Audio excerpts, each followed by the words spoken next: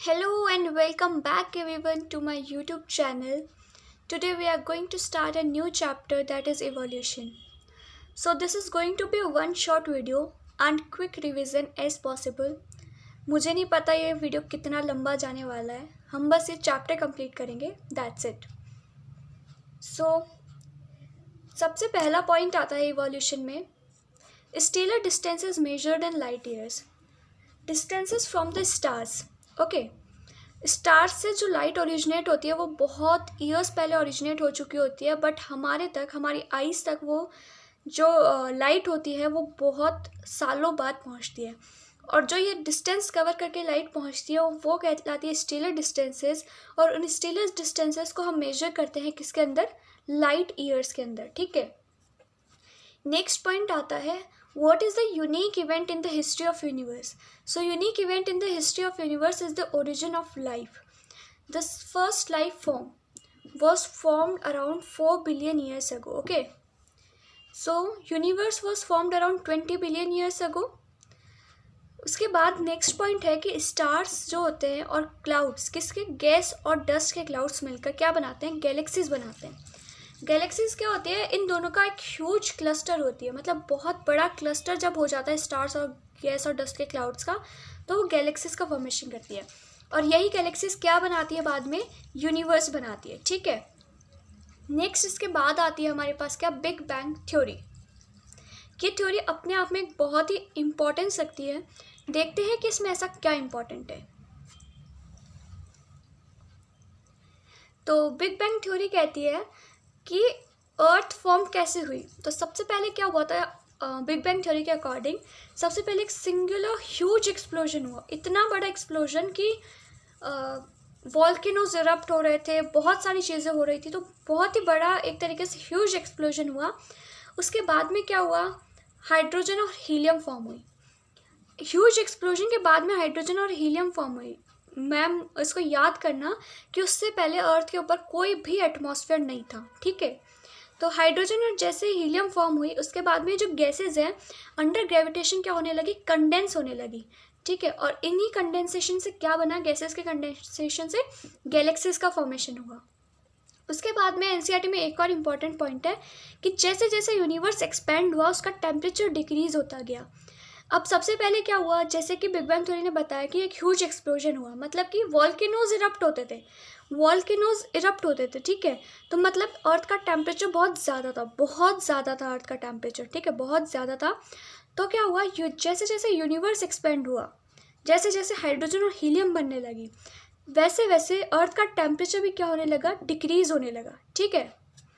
इसके बाद में हमारे पास पॉइंट आता है, in solar system of milky way galaxies earth suppose to form.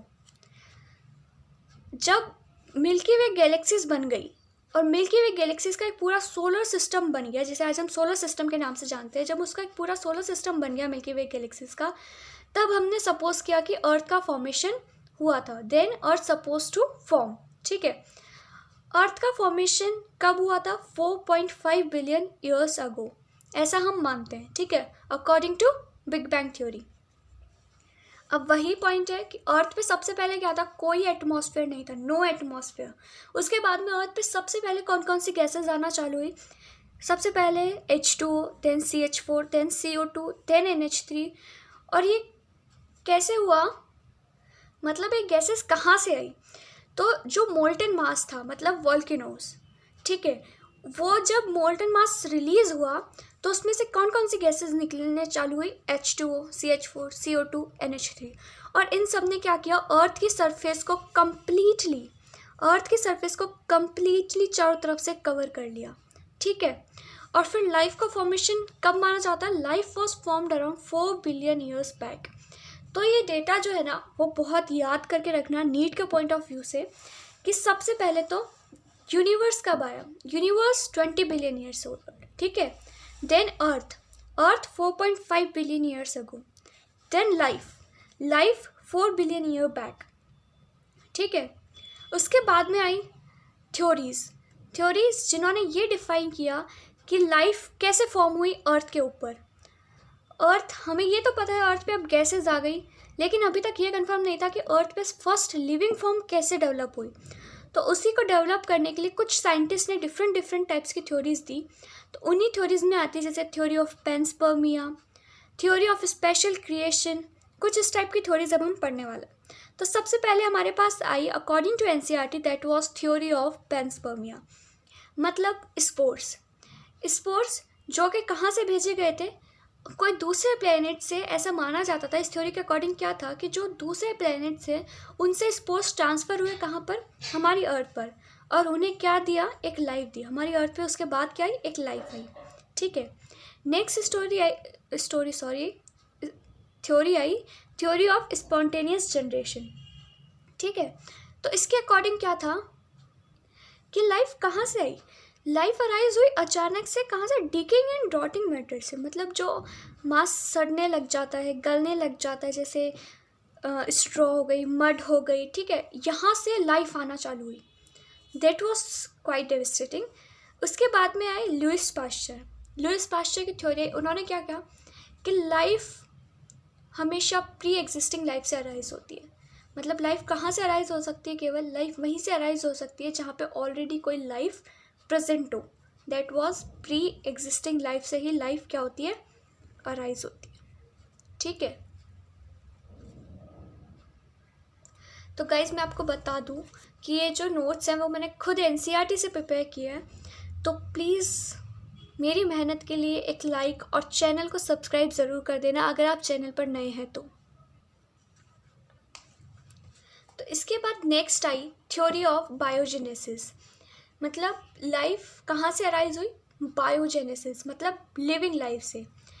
तो क्या था कि प्री स्टेरिलाइज्ड फ्लास्क, जिसको हमने ऑलरेडी स्टेरिलाइज किया था, उस फ्लास्क से तो कोई भी लाइफ डेवलप नहीं हुई।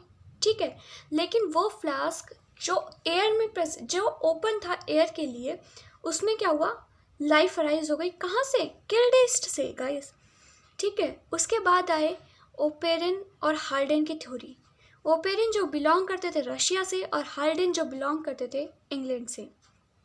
उनके अकॉर्डिंग क्या था, उन्होंने भी वही सेम स्टेटमेंट दिया जो कि लुइस पास्चर ने दिया था, that life came from pre existing non living organic molecule. इनका एडिशन क्या था, life came from pre existing molecule, ये तो लुइस पास्चर ने भी कहा था, पर उन्होंने ये नहीं बताया था कि कैसे प्री एग्जिस्टिंग मॉलिक्यूल से, कैसे प्री एग्जिस्टिंग लाइफ से। तो वो बताया ओपेरिन और हाल्डेन ने क्या, कि life came from pre existing non living organic molecules. ठीक है, non living organic molecules like what, RNA और प्रोटीन। ठीक है, इनसे क्या हुआ, केमिकल इवोल्यूशन हुआ। और केमिकल इवोल्यूशन हुआ बट किन कंडीशंस पे, जैसे कुछ कंडीशंस होती है, कोई रिएक्शन के होने की, हाई टेम्परेचर लो प्रेशर, किसी की लो टेम्परेचर हाई प्रेशर। तो वैसे ही केमिकल इवोल्यूशन किन कंडीशंस के दौरान हुआ, तो वो कंडीशंस थी high temperature, volcanic storm present होने चाहिए, रिड्यूसिंग एटमॉस्फेयर होना चाहिए आपके पास, CH4 होनी चाहिए, NH3 होनी चाहिए, एक्सेट्रा। ठीक है, और टेम्परेचर क्या हो सकता है, अप्रॉक्सीमेट 800 डिग्री सेंटीग्रेड। ठीक है गाइस, ये टेम्परेचर एनसीईआरटी में दिया हुआ है, तो आई वुड रिकमेंड यू कि प्लीज़ इसे दिमाग में याद ज़रूर रखना। ठीक है, इसके बाद आए SL मिलर, जो कि कहाँ से बिलोंग करते थे, अमेरिका से। इन्होंने क्या बताया, फॉर्मेशन ऑफ अमीनो एसिड्स, क्या कि ये क्या थे, एक इन्हीं के स्टूडेंट्स थे, ये ओपेरिन और हाल्डेन के स्टूडेंट थे, SL मिलर। तो इन्होंने क्या बताया कि आरएनए और प्रोटीन से क्या बनते हैं, फॉर्मेशन, अमीनो एसिड्स का फॉर्मेशन होता है। ठीक है, अब बात आती है first non cellular form of life. ठीक है, तो ये कब बना, 3 बिलियन ईयर्स अगो। ठीक है, ये था ओपेरिन और हाल्डेन का एक्सपेरिमेंट। तो इसके अंदर क्या था, सबसे पहले ये बॉइलिंग वाटर होता है गाइस। इसके बाद में यहाँ पे एक वैक्यूम पंप होता है। ठीक है, वैक्यूम पंप क्यों दिया हमने, क्योंकि ये एक्सपेरिमेंटल था, सेटअप बनाया गया था। अब वैक्यूम पंप हमने क्यों लगाया उन्होंने यहाँ पर, क्योंकि हमें पता था कि अर्ली अर्थ पे कोई भी एटमॉस्फेयर नहीं था। ठीक है, तो उसके लिए क्या ज़रूरी है कि वैक्यूम हो, मतलब कोई भी एटमॉस्फेयर ना हो। ठीक है, उसके बाद में यहाँ पे स्पार्क डिस्चार्ज कराया गया और यहीं पे गैसेस भी प्रेजेंट थी। ठीक है, अब वॉल्केनिक स्टॉर्म, थंडर स्टॉर्म्स, तो स्पार्क डिस्चार्ज हमें एक्सपेरिमेंटली कराना पड़ेगा क्योंकि वो तो अब आ नहीं सकते हैं। ठीक है, यहाँ पे क्या थी, गैसेस थी, यहाँ से वाटर को डाला गया और वाटर को यहाँ से आउट किया गया, मतलब यहाँ पे वाटर का कंडेंसेशन हुआ गया। ठीक है, अब यहाँ पे क्या हुआ, लिक्विड वाटर ट्रैप होने लगा, ठीक है। तो ये था पूरा एक्सपेरिमेंटल सेटअप किसका, ओपेरन और हाल्डेन का, ठीक है।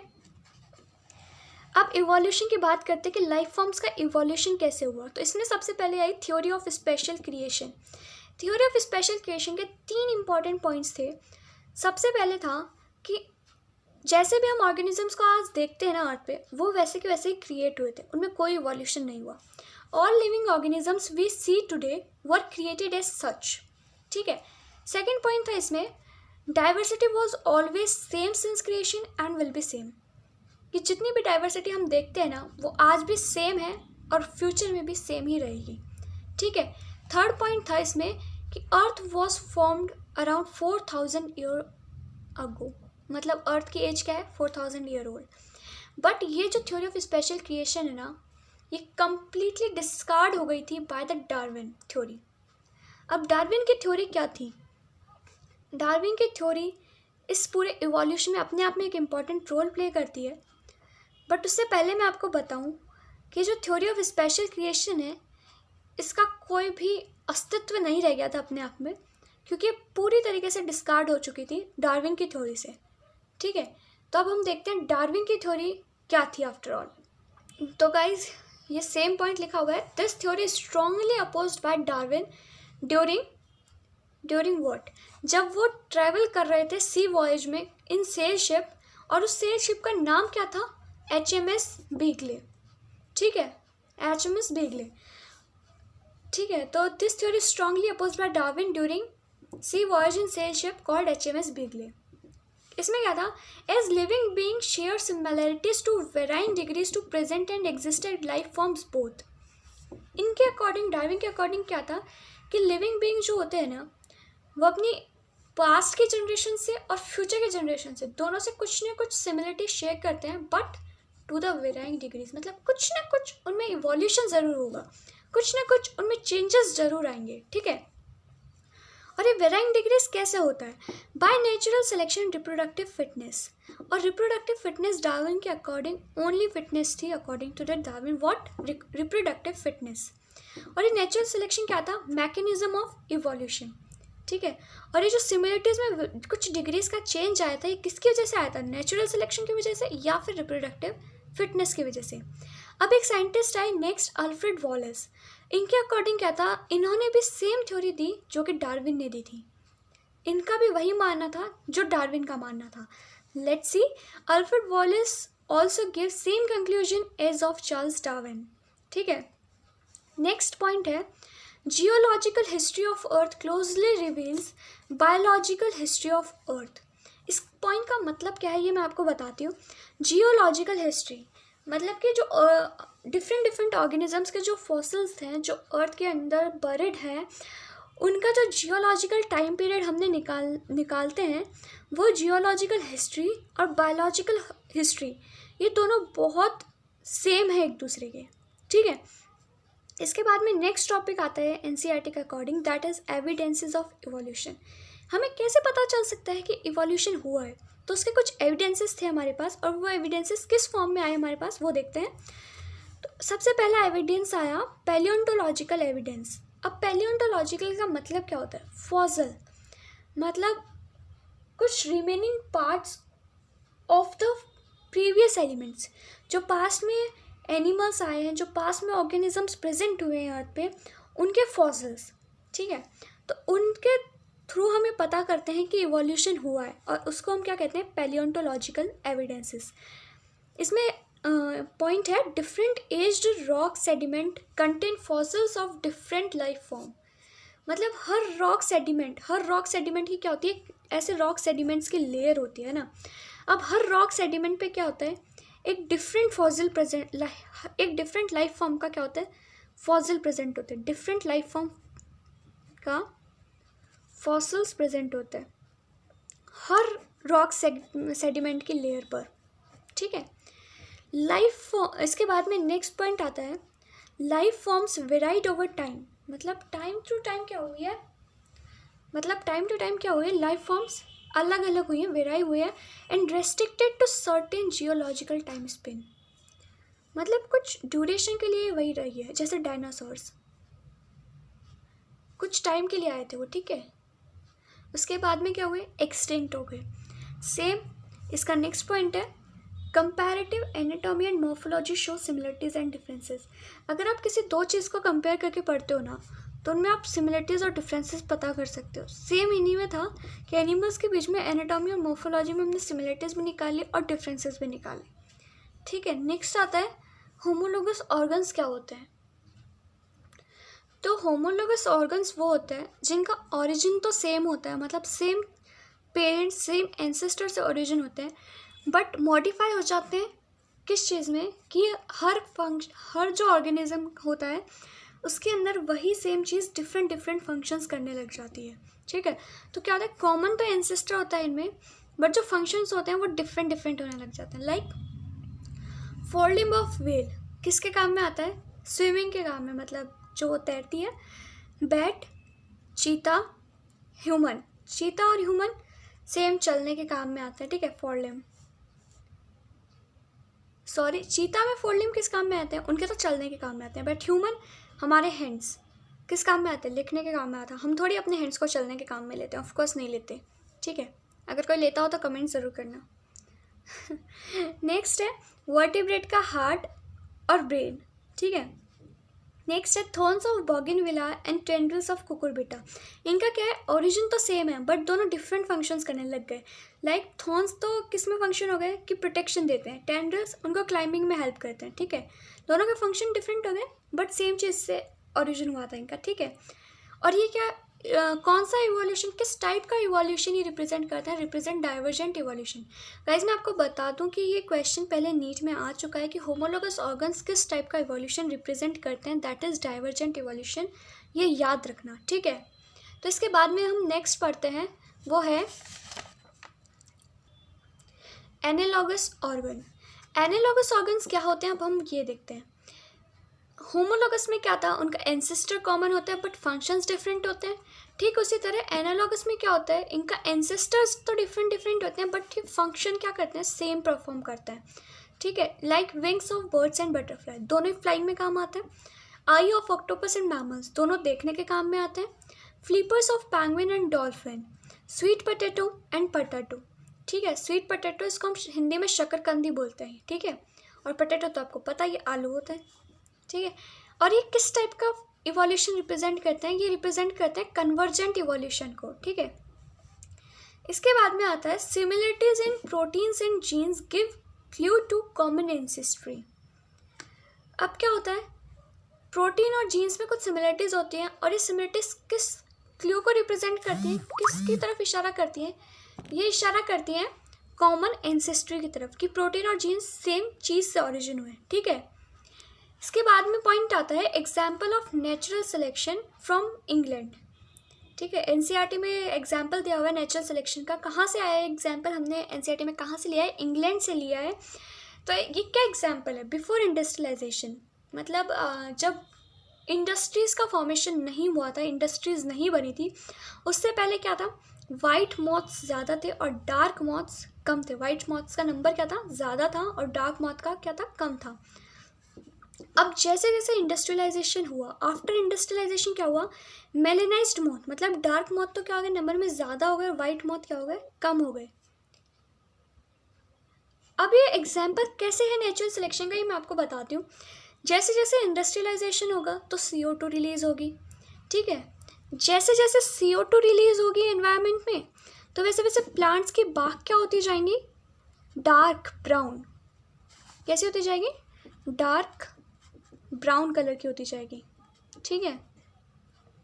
और जैसे जैसे वो डार्क ब्राउन कलर की होगी, मतलब उस पर अगर वाइट मॉथ बैठ गया तो वो अलग से स्पॉट हो जाएगा। लाइक कहते हैं ना, अगर ब्लैक पे आप वाइट कोई भी चीज़ रख दोगे तो वो अलग से स्पॉट होकर नज़र आएगी, ठीक उसी तरह ब्राउन मतलब ऑलमोस्ट ब्लैक हो चुका था, उस पर अगर आप वाइट कलर की मॉथ रख दोगे तो वो क्या हो जाएगी, अलग से स्पॉट हो जाएगी और प्रेडेटर्स उन्हें खा जाएंगे, ठीक है। और इंडस्ट्रियलाइजेशन के बाद में क्या हुआ, डार्क ब्राउन हो गई थी। तो अब हमें क्या चाहिए था कि ऐसा नेचुरल सिलेक्शन चाहिए था कि मॉथ्स का नंबर प्रोटेक्टेड रहे। तो उसमें क्या हुआ, वाइट मॉथ तो क्या हुआ, प्रेडेटर्स खाते रहे, तो वाइट मॉथ का नंबर क्या हो गया, कम हो गया। और जो वाइट मॉथ थी वो किस में मतलब जो रिप्रोडक्शन से अब नई मॉथ्स आई थी वो किस टाइप की आ रही थी, मेलेनाइज्ड मॉथ्स आ रही थी। मतलब जो इस एनवायरनमेंट के अंदर सूटेबल थे, जो अपने आप को उन प्रेडेटर से प्रोटेक्ट कर सकती थी। ठीक है, तो वही पॉइंट नीचे दिया हुआ है, मैं आपको दिखाती हूँ। Before trees bark covered with almost white coloured lichen. ठीक है, इसके बाद में एक पॉइंट आता है जो बहुत ही इंपॉर्टेंट है, और वो ये है, evolution is not a directed process in sense of determination in in sense of determinism. ठीक है, मतलब क्या है इस लाइन का, ये मैं आपको बताती हूँ। इवोल्यूशन को आप कहीं भी डायरेक्ट नहीं कर सकते हो। अगर किसी नेचुरल सिलेक्शन के दौरान ये अगर आपको आगे ले जा सकता है इवोल्यूशन में, तो किसी, जैसे मान लो एनवायरनमेंट में कुछ ऐसे चेंजेस हो गए जो अब नए के अकॉर्डिंग सुटेबल नहीं, बट पुराना वाला ऑर्गेनिज्म उसमें अच्छे से रह सकता है, तो आपको क्या होगा, इवोल्यूशन एक वापस रिवर्स डायरेक्शन में जा सकता है। तो ये एक डायरेक्टेड प्रोसेस नहीं है in sense of determinism, sorry. ये क्या, it is a stochastic process that is depends on chance events in nature and chance mutation in organism. ठीक है, इसके बाद आता है, this is example of evolution bye anthropogenic action. इसके बाद में नेक्स्ट टॉपिक आता है हमारे पास, एडेप्टिव रेडिएशन। एडेप्टिव रेडिएशन क्या होता है? Evolution of different species in a given geographical area starting from a point and literally radiating to other areas of geography. मतलब क्या होते हैं, ये एक स्पेसिफिक एरिया से ओरिजिनेट होते हैं, यहाँ से ओरिजिनेट हुए मान लो, और डिफरेंट एरियाज तक रेडिएट कर जाते हैं। ठीक है, कुछ और सेम स्पीशीज़ होती है, ऐसा नहीं है कि स्पीशीज़ डिफरेंट होती है, सेम स्पीशीज़ होती है जो डिफरेंट स्पीशीज़ में कन्वर्ट हो जाती है। किस बेसिस पे? अलग अलग बेसिस पे, जो भी उनकी रिक्वायरमेंट्स है।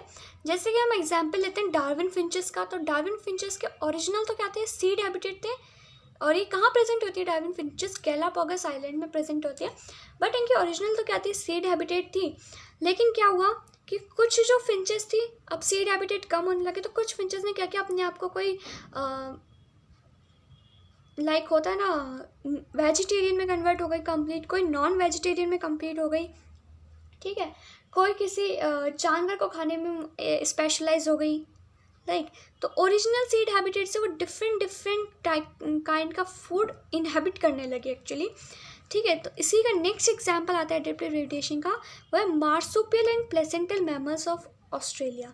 मार्सुपियल में क्या होता है, एक पाउच होता है, बेबी पाउच होता है। क्या होता है? बेबी पाउच होता है आउटसाइड द बॉडी, जिसमें हम बेबीज़ को रखते हैं। ठीक है, प्लेसेंटल मैमल्स लाइक ह्यूमंस, जिनमें प्लेसेंटा होती है जहाँ पर बेबी ग्रो करता है। ठीक है, अब इसमें नेक्स्ट टॉपिक आता है, दैट इज़ बायोलॉजिकल इवोल्यूशन। तो हम देखते हैं बायोलॉजिकल इवोल्यूशन होता क्या है। सबसे पहले नेचुरल सिलेक्शन, इसमें एक पॉइंट है वो देख लेते हैं। नेचुरल सिलेक्शन ऐसा तो हमने कह दिया कि बहुत जगह पे हुआ, जैसे मेलेनाइज्ड मॉथ इंग्लैंड में, industrialisation, before industrialisation. But in true sense natural selection है क्या चीज़? तो नेचुरल सिलेक्शन क्या है? नेचुरल सिलेक्शन कब स्टार्ट हुआ था? तो नेचुरल सिलेक्शन स्टार्ट हुआ था जब पहली सेल्यूलर फॉर्म आई लाइफ पर विद मेटाबॉलिक डिफरेंसेस। ठीक है, मतलब जिनमें मेटाबॉलिकली डिफरेंस हुए, उनमें नेचुरल सिलेक्शन पॉसिबल हो पाया। ठीक है, और नेचर किस चीज़ को सिलेक्ट करता है? जो कि फिट हो। नेचर कभी ऐसी चीज़ को सिलेक्ट नहीं करेगा जो अपने आप में फिट ना हो। ठीक है, nature always select fittest of the fitness. ठीक है, और वो क्या था? Reproductive fitness according to what? Darwin.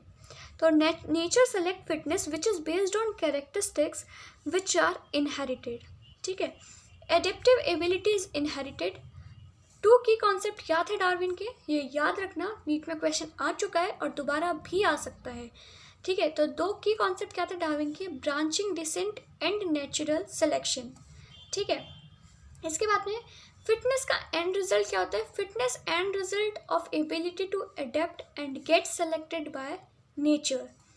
Lamarck ने क्या थ्योरी दी थी कि आप किसी भी चीज़ को यूज़ करते हो तो वो आपके इवोल्यूशन में ड्राइव हो जाता है, वरना वो डिसयूज हो जाता है। ठीक है, लेमार्क का क्या था? Evolution driven by use and disuse of organs.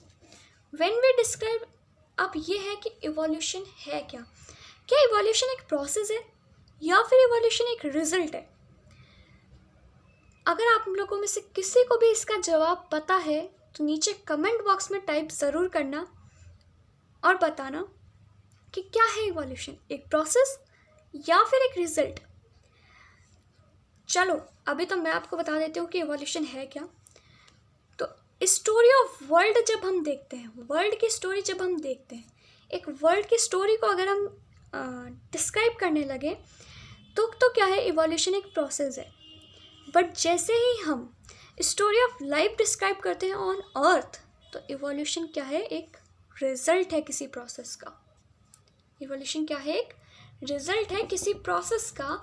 But story of world जब हम डिस्क्राइब करते हैं तो इवोल्यूशन एक खुद एक प्रोसेस है, और जब स्टोरी ऑफ लाइफ डिस्क्राइब करते हैं ऑन अर्थ तो इवोल्यूशन क्या है, एक रिजल्ट है। ठीक है, इसके बाद में एक नेक्स्ट टॉपिक आता है मैकेनिज्म ऑफ इवोल्यूशन। तो ये क्या है और कैसे होता है ये पढ़ते हैं थोड़ा सा। और उससे पहले अगर आपने चैनल को सब्सक्राइब नहीं किया है तो प्लीज़ चैनल को सब्सक्राइब कर लीजिए और थोड़ा सा सपोर्ट कर दीजिए मेरी मेहनत के लिए प्लीज़। और अगर आपको वीडियो पसंद आ रहा है तो प्लीज़ वीडियो को लाइक ज़रूर करना और कमेंट ज़रूर करना कि मैं नेक्स्ट वीडियो किस टॉपिक पर बनाऊं। ओके, तो इसमें हम देखते हैं ह्यूगो डी राइस। क्या है ये, कौन है ये? ओह, फिर से एक और साइंटिस्ट। चलो, पढ़ना तो हमें सब कुछ है, आफ्टर ऑल हमें नीट क्रैक करना है। तो ह्यूगो डी राइस को पढ़ते हैं, जिन्होंने वर्क किया था किस पर, इवनिंग प्राइम रोज पर। इनके अकॉर्डिंग क्या था, म्यूटेशन ही इवोल्यूशन कॉज करता है। ठीक है, mutation causes evolution, not minor variation that Darwin talked about. इनके अकॉर्डिंग क्या था कि इवोल्यूशन किससे होता है, म्यूटेशन से होता है, उन माइनर वेरिएशन से नहीं, like natural selection, branching, descent, उन माइनर वेरिएशन से नहीं जिनकी बात डार्विन ने की थी। और इनके अकॉर्डिंग क्या था, इनके अकॉर्डिंग ये जो म्यूटेशन है ये एक लार्ज स्टेप प्रोसेस है, मतलब एक लार्ज वे में होता है, और इसको इन्होंने क्या कहा, साल्टेशन। ठीक है, अब म्यूटेशन क्या था इनके according, random and directionless. Mutation आपको आगे भी ले जा सकता है तो आपको पीछे भी ले जा सकता है किसी स्टेज से, और रैंडम होता है, ये कोई इसके स्पेसिफिक डायरेक्शन नहीं होती और ना ही कोई स्पेसिफिक इसका पॉइंट होता है, ये रैंडम होता है। डार्विन का वेरिएशन क्या था, स्मॉल था, इसका वेरिएशन क्या था, लार्ज था। ठीक है, तो डार्विन का वेरिएशन स्मॉल था बट डायरेक्शनल भी था। ठीक है, मतलब वो सिर्फ आपको किसी पॉइंट से अहेड ले जाएगा, रिवर्स नहीं लेके जा सकता। ठीक है, इसके बाद हम नेक्स्ट टॉपिक देखते हैं। अब नेक्स्ट टॉपिक आता है Hardy Weinberg principle. Very very important topic, बहुत ध्यान से देखना, बहुत अच्छे से हर चीज़ समझना, और कुछ समझ में ना आए तो कमेंट में टाइप करके पूछ लेना, बट कोई भी पॉइंट छोड़ना मत। ठीक है, मैं दोबारा से इसको स्पेशली एक्सप्लेन कर दूंगी, अगर आप चाहोगे तो आपको बताना कमेंट बॉक्स में कि आपको इसका स्पेशल वीडियो चाहिए या फिर इसी में समझ में आ गया है। तो हार्डी-विंगबर्ग प्रिंसिपल क्या होता है, इसके अकॉर्डिंग जो एक पॉपुलेशन है उसके अंदर एक फ्रीक्वेंसी जो ऑलरेडी प्रेजेंट है वो क्या है, हमेशा स्टेबल रहेगी, मतलब कभी भी वेरिएबल नहीं होगी, हमेशा स्टेबल रहेगी। Constant from generation to generation as well as constant gene pool. जो मैंने आपको बताया कि फ्रीक्वेंसी जो पास्ट में थी, जो प्रेजेंट में है, जो फ्यूचर में रहेगी, वो स्टेबल है, चेंज नहीं होगी। ठीक है, और इसी को हमने क्या कहते हैं, जेनेटिक इक्विलिब्रियम। मतलब ना फ्रीक्वेंसी जो है वो बढ़ेगी ना कम होगी, जो पास्ट में है, जो प्रेजेंट में है, जो पास्ट में थी, जो प्रेजेंट में है, जो फ्यूचर में रहेगी, वो ऑलवेज सेम है, जनरेशन टू जनरेशन सेम है, और इसी को हम क्या कहते हैं, जेनेटिक इक्विलिब्रियम। इसके बाद में एक पॉइंट इधर, जीन फ्लो क्या होता है, multiple gene migration. Gene migration मतलब कहीं से कम्युनिटी से कोई डिफरेंट जीन की बॉडी, यहाँ पे मान लो ए जीन रहता है और यहाँ पे ए जीन रहता है। ठीक है, तो यहाँ से क्या हुआ, इस ऑर्गेनिज्म का जिसका ए जीन है उसने यहाँ से यहाँ माइग्रेट किया, तो इसको तो क्या कह दिया हमने, जीन का माइग्रेशन हो। भले ही ऑर्गेनिज्म का माइग्रेशन हुआ है, बट इस जो ये कम्युनिटी है, ये जो पॉपुलेशन है, इसमें तो एक नया जीन इंक्लूड हुआ है ना, तो इसको तो हमने क्या कहा, जीन माइग्रेशन। और यही जब मल्टीपल जीन माइग्रेशन होते हैं डिफरेंट से, तो इसको हम क्या कहते हैं, जीन फ्लो कहते हैं। अब जेनेटिक इक्विलिब्रियम की इक्वेशन क्या होती है, p² + q² + 2pq = 1। अब ये कोई आइडेंटिटी है, आपने पढ़ी है क्या 10th में? मैंने तो पढ़ी थी, पता नहीं अब आपने पढ़ी है कि नहीं पढ़ी। तो लेट्स सी, तो ये किस चीज़ की आइडेंटिटी थी, p + q²। ठीक है, जब फ्रीक्वेंसी अपनी एक्सपेक्टेड वैल्यू से डिफर करती है, तो ये क्या इंडिकेट करता है, ये इंडिकेट करता है हमको कि कोई ना कोई तो इवोल्यूशन हुआ है साला, कोई ना कोई तो लोचा है यहाँ पे। When frequency differ from expected value indicate evolutionary change. Next, factors affecting. कौन कौन से फैक्टर्स हैं ऐसे जो हार्डी-विंगबर्ग प्रिंसिपल को अफेक्ट कर सकते हैं? तो वो फैक्टर्स हैं जीन माइग्रेशन या जीन फ्लो, जेनेटिक ड्रिफ्ट जो कि सडन होता है, म्यूटेशन जो कि हार्डी-विंगबर्ग में ह्यूगो डी व्राइस में हमने पढ़ा, random and directionless, genetic recombination जो मियोसिस में हम पढ़ते हैं, नेचुरल सिलेक्शन जो डार्विन ने दिया। Natural selection leads to stabilisation, directional and disruptional changes. क्या है, ग्राफ पढ़े अपने एनसीईआरटी में, अब मैं ये नहीं बताऊंगी। Natural selection lead to stabilisation, directional and disruptional changes. अब ये क्या है, ये क्या पॉइंट लिखा हुआ है, ग्राफ्स पढ़े हैं आपने, ग्राफ, यस ग्राफ एनसीईआरटी में दिए हुए, पढ़ना, और अगर समझ ना आए तो मुझसे कमेंट बॉक्स में टाइप करके पूछना, ठीक है। अरे यार, अब थोड़े बहुत एफर्ट्स आप लोग भी तो डालो, ठीक है। तो नेक्स्ट पॉइंट है, sometimes change in allele frequency is so different that new population become different species. मतलब कभी कभी तो क्या होता है, एलील फ्रीक्वेंसी इतनी ज़्यादा चेंज हो जाती है कि नई जो पॉपुलेशन आती है वो एक डिफरेंट स्पीशीज ही बन जाती है, डिफरेंट स्पीशीज ही बन जाती है। Original drifted population become founder, और जो ओरिजिनल पॉपुलेशन ड्रिफ्ट हुई थी वो तो फाउंडर क्या हो जाती है, और इसी इफेक्ट को हम क्या कह देते हैं, फाउंडर इफेक्ट कह देते हैं। इसका क्वेश्चन आया हुआ है नीट में, ठीक है, तो अच्छे से देख लेना। फाउंडर इफेक्ट क्या होता है, जो ओरिजिनल पॉपुलेशन ड्रिफ्ट हुई है वो तो क्या हो जाती है, फाउंडर, और इस पॉपुलेशन ड्रिफ्ट की वजह से जो इफेक्ट आया है उसको हम कह देते हैं फाउंडर इफेक्ट। अब एक ब्रीफ अकाउंट है यहाँ पर इवोल्यूशन का जो कि एनसीईआरटी में दिया हुआ है, वो मैं आपको बताती हूँ। 2000 माया, अब what it is, 2000 million years अगो क्या था, फर्स्ट सेलुलर फॉर्म अपीयर हुई थी लाइफ की। उसमें सम सेल्स, तो कुछ सेल्स ने क्या करते थे, O2 रिलीज करते थे, जिसमें जैसे reaction similar to photosynthesis, H2O split, trapped solar energy, ठीक है। स्लोली क्या हुआ, स्लोली गाना नहीं है, स्लोली सिंगल सेल क्या हो गए, मल्टी सेलुलर फॉर्म्स में कन्वर्ट हो गए, ठीक है। इसके बाद में आता है next 500 million years ago invertebrates आए। उसके बाद में 350 million years ago jawless fish with stout and strong fins move on land and go back to water. उसके बाद में 320 मिलियन ईयर्स अगो सीवीड्स, ठीक है, एंड फ्यू प्लांट्स, कुछ प्लांट्स अर्थ पे ऑरिजिनेट हुए। उसके बाद में 1938 में क्या हुआ, साउथ अफ्रीका में एक फ़िश मिली जिसका नाम था सीलोकेंथ, जिसको अब हम क्या कहते हैं, लोबोफिन्स कहते हैं। यही लोबोफिन्स क्या हुई थी, सबसे पहले फर्स्ट एम्फीबियन में इवॉल्व हुई थी, ठीक है। और यही लोबोफिन्स क्या है, एंसेस्टर है किसकी, मॉडर्न डे फ्रॉग, आज के ज़माने के मेंढक और सेलेमेंडर्स की, ठीक है। नेक्स्ट एक इवोल्यूशन है, एम्फीबियन इवॉल्व हुए किस में, रेप्टाइल्स में। रेप्टाइल्स इवॉल्व हुए फिश लाइक रेप्टाइल्स में, जिनका एक एग्जाम्पल है इक्थियोसॉरस, ठीक है। ये रेप्टाइल्स क्या हुआ, वेंट बैक टू वाटर, और ये क्या है 200 मिलियन ईयर अगो ये इवोल्यूशन हुआ।